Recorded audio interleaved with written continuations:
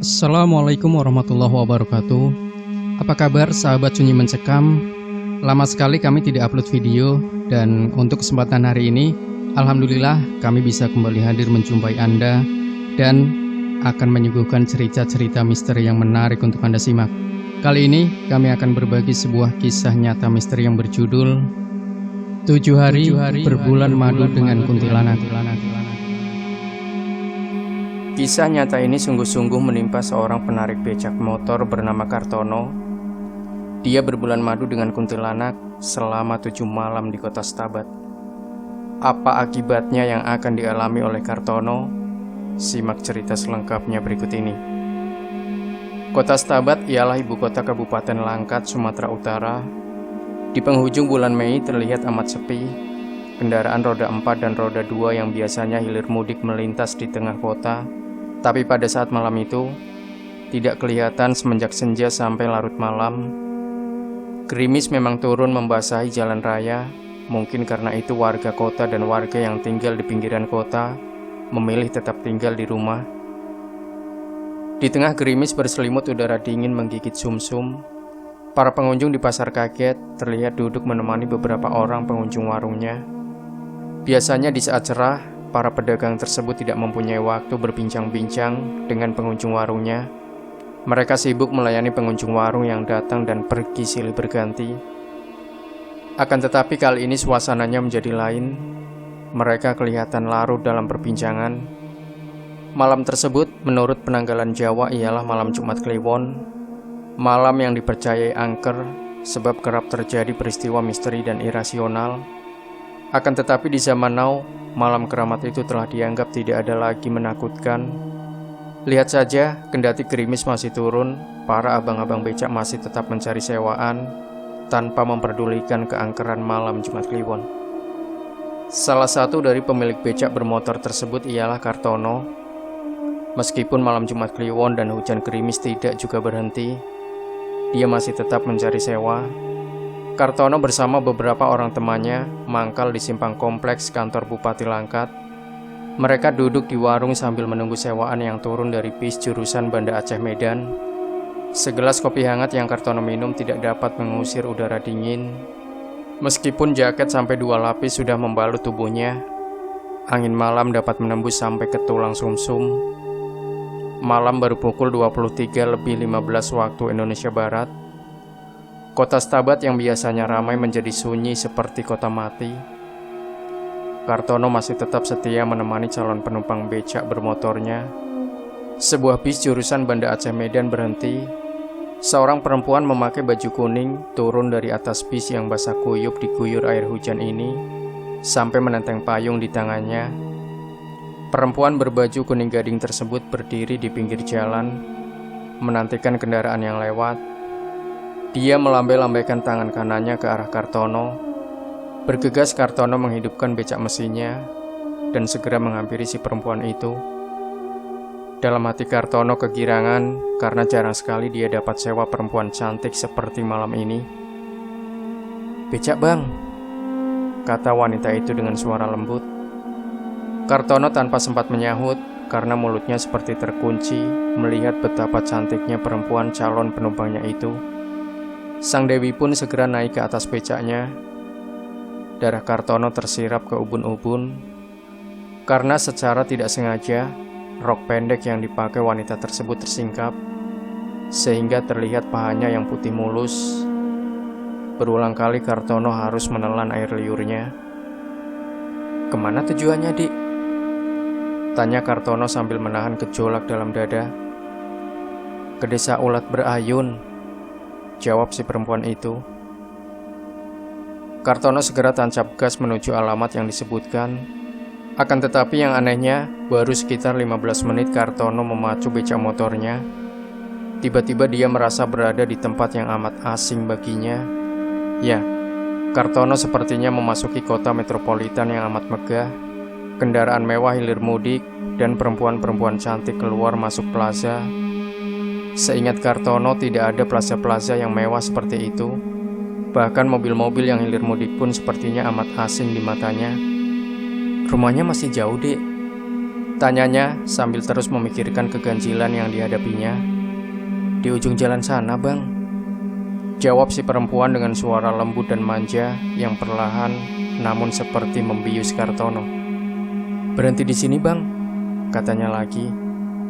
Kartono pun menghentikan becak motornya di depan rumah yang amat megah seperti istana. Halamannya sangat luas, ditumbuhi rumput hijau dan bunga aneka warna.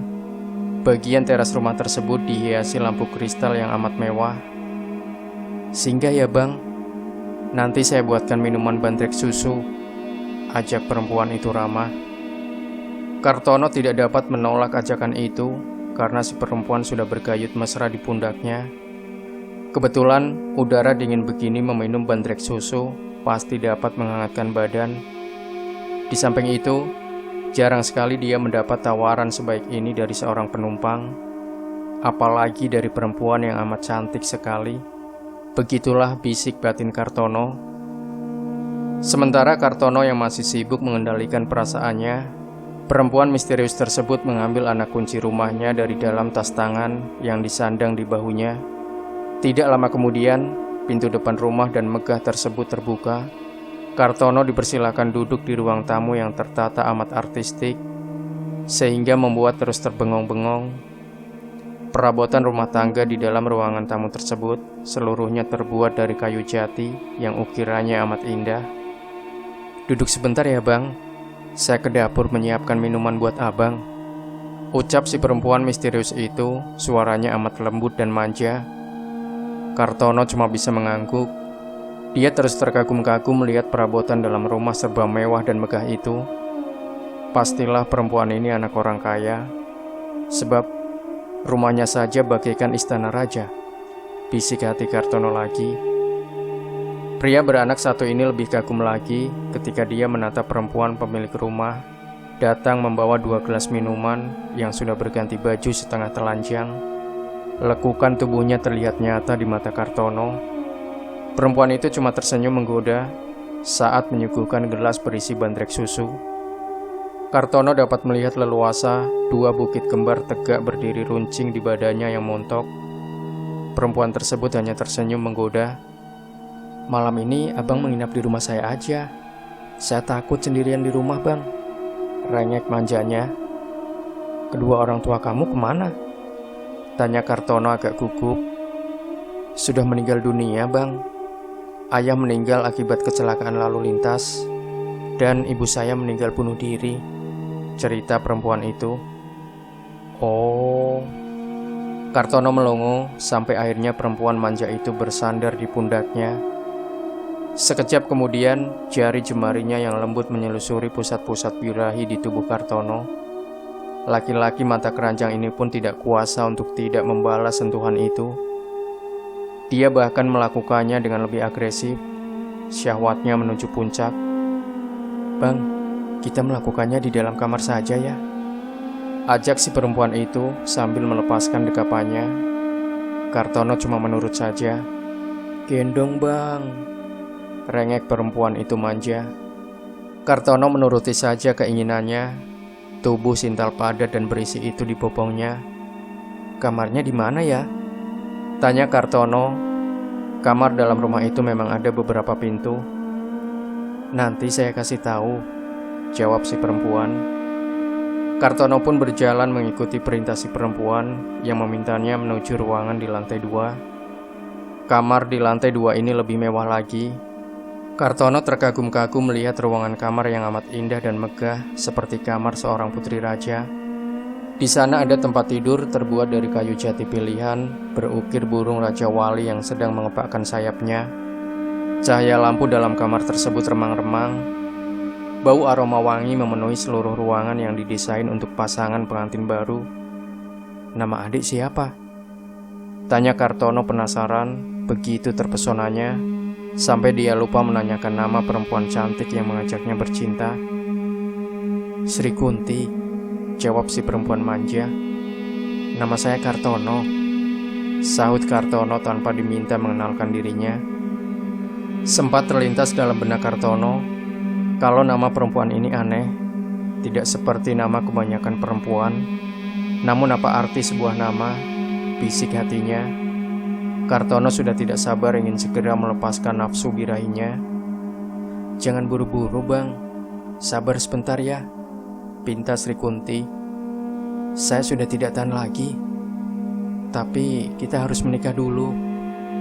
"Siapa yang akan menikahkan kita?" "Itu orangnya."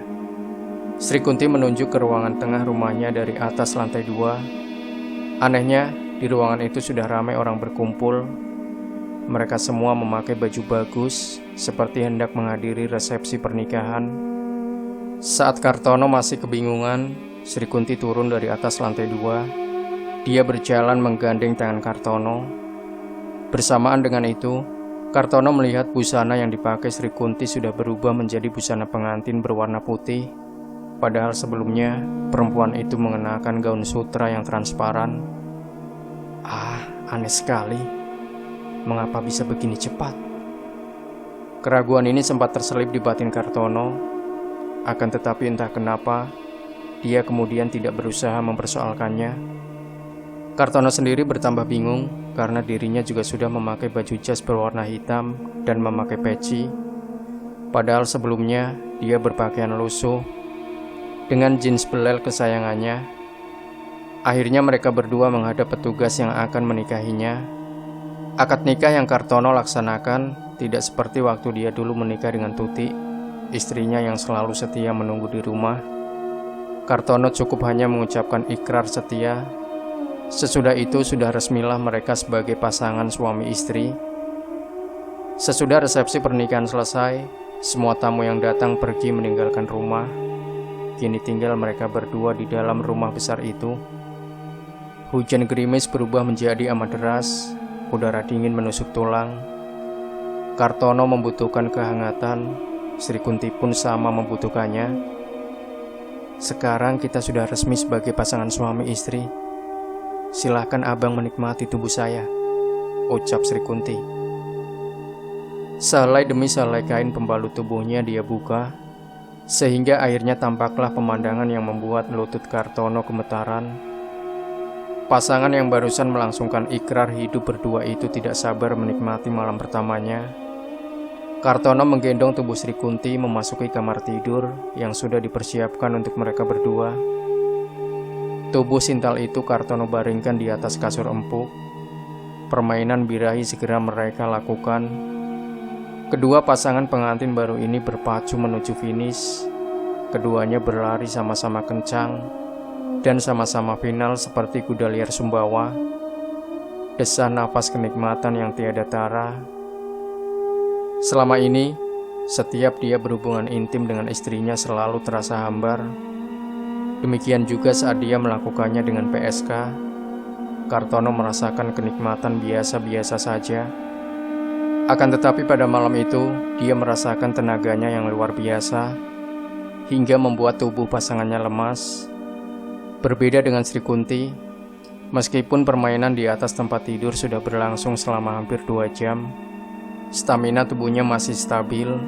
Berbeda dengan Kartono, dia sudah tidak sanggup lagi melanjutkan permainan. Dia menyerah kalah. "Ayo lanjutkan lagi bang," pinta Sri Kunti menantang. "Saya sudah tidak sanggup lagi Sri," jawab Kartono menyerah. "Biasanya abang tidak pernah menyerah. Kaulah satu-satunya perempuan yang dapat menaklukkan saya. Kau hebat Sri," puji Kartono. Sri Kunti hanya tersenyum mendapatkan pujian ini. "Kapan kita ulangi lagi bang?" "Besok malam." "Abang tidak pulang?" "Untuk apa saya pulang? Istri saya di rumah tidak dapat memberikan kepuasan.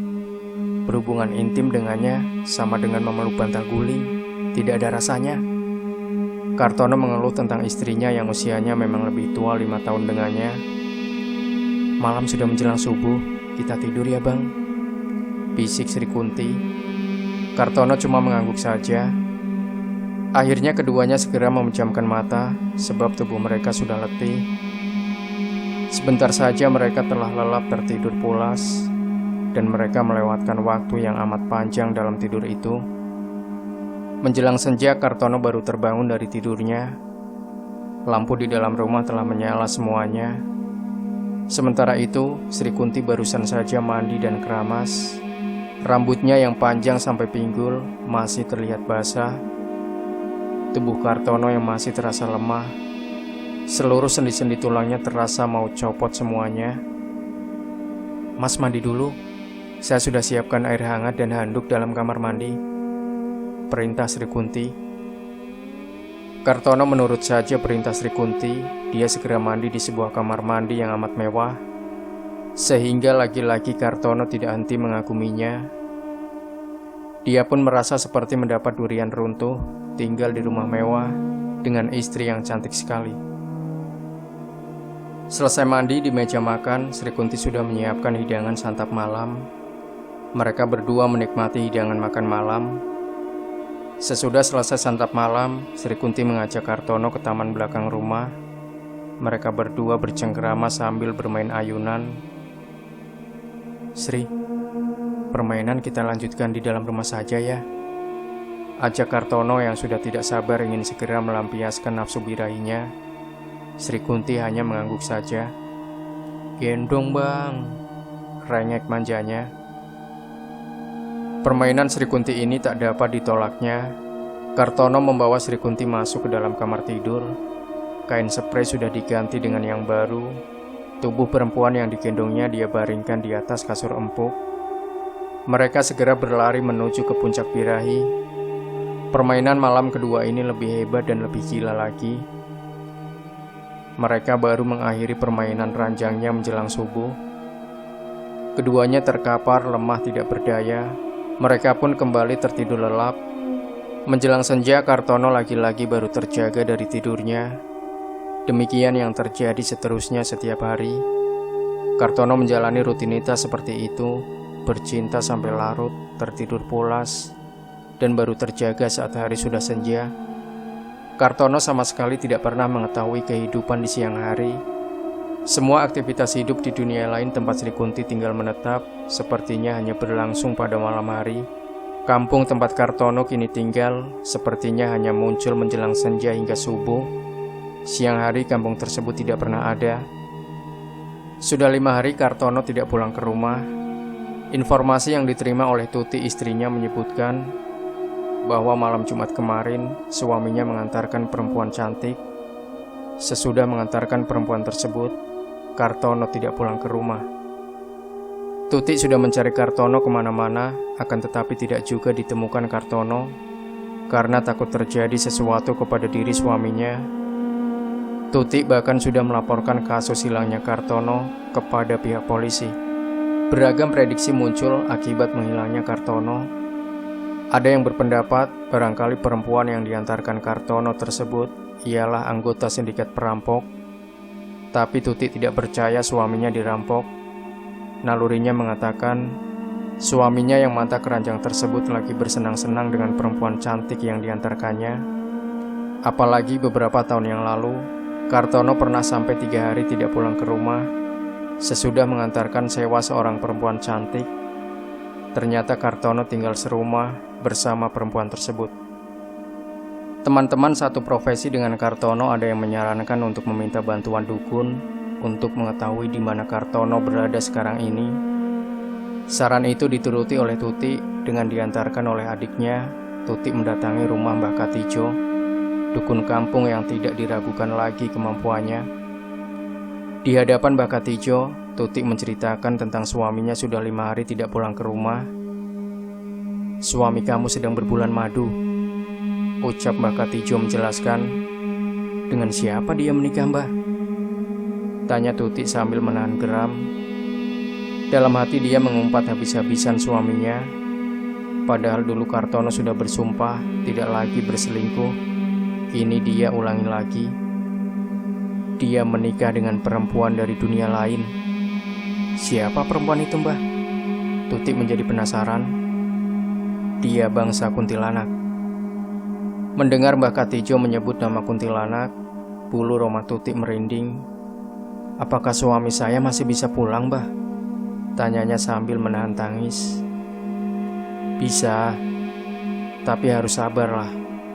Biasanya acara bulan madu bersama kuntilanak dari dunia lain berlangsung tidak lebih dari 7 hari. ucap Mbak Katijo menjelaskan. Berarti 2 hari lagi Kartono baru pulang ke rumah. Memang aneh, memasuki malam ke-7, Kartono berpamitan kepada Sri Kunti hendak pulang ke rumahnya. Entah bagaimana, tiba-tiba Kartono merasakan kerinduan teramat berat kepada keluarganya, kepada Tuti, istrinya, juga kepada Dimas, anaknya yang baru berusia 5 tahun. Bukankah abang sudah berjanji ingin hidup bersama saya? Protes Sri Kunti mengingatkan. Namun saya mempunyai keluarga. Sri Kunti diam beberapa saat lamanya. Terus dengan tenang dia berkata, pulanglah bang. Keluarga abang di rumah pasti menanti kepulangan abang. Sri Kunti pun melepaskan kepergian Kartono dengan linangan air mata. Dia mengantarkannya sampai ke depan pekarangan rumahnya. Kartono menelusuri jalan raya di dunia maya yang membingungkan ini. Aneh, saat Kartono tiba di sebuah persimpangan jalan, kota itu hilang secara misterius. Becak motornya yang dikemudikan mendadak mati mesinnya. Sesudah diperiksa bensinnya habis. Malam sudah menunjukkan pukul 2 dini hari. Suasana di sekitar begitu sepi. Di sebelah kiri jalan, Kartono melihat hamparan kuburan umum. Ratusan orang dikuburkan di sana. Bulu kuduk berdiri meremang, badannya mendadak lemas. Perkampungan warga sekitar 1 kilometer lagi. Kartono tidak sanggup mendorong becaknya. Tubuhnya amat lemah. Seluruh sendi-sendi ototnya rasanya copot. Kemudian Kartono memutuskan tidur di dalam becaknya. Pada hari saat dia terjaga dari tidur pulasnya, orang-orang ramai berada di sekelilingnya. Dia mencoba untuk bangkit dari atas becak, namun usahanya sia-sia. Tubuhnya amat lemah sehingga tidak dapat digerakkan sama sekali. Teman-teman satu profesi yang kebetulan kenal dengannya kemudian mengantarkan Kartono pulang ke rumahnya. Mengetahui berita Kartono pulang, warga di sekitar tempat tinggalnya berbondong-bondong keluar dari rumah. Dalam tempo sekejap, rumah Kartono ramai seperti ada pertunjukan dangdut. Bertubi-tubi pertanyaan pun diarahkan kepadanya, tapi Kartono lebih banyak diam. Penampilannya berubah dari biasanya. Kartono yang biasanya ceria, kini berubah seperti orang bingung. Hari berikutnya Mbak Katijo menemui Kartono. Semua yang diceritakan dukun kampung ini dibenarkan oleh Kartono. Tuti menjadi emosi mendengarnya, dan api cemburunya tidak bisa dipadamkan. Dia tidak sudi lagi menerima Kartono karena sudah berhubungan badan dengan makhluk gaib. Tuti akhirnya pergi membawa anaknya ke rumah orang tuanya. Tinggallah Kartono seorang diri dalam keadaan lumpuh total.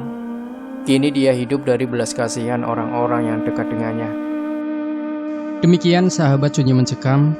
Jangan lupa tinggalkan komentar Anda, like, share video ini, subscribe channel Sunyi Mencekam, dan kembali nantikan cerita misteri terbaru dari kami setiap harinya. Sampai jumpa. Wassalamualaikum warahmatullahi wabarakatuh.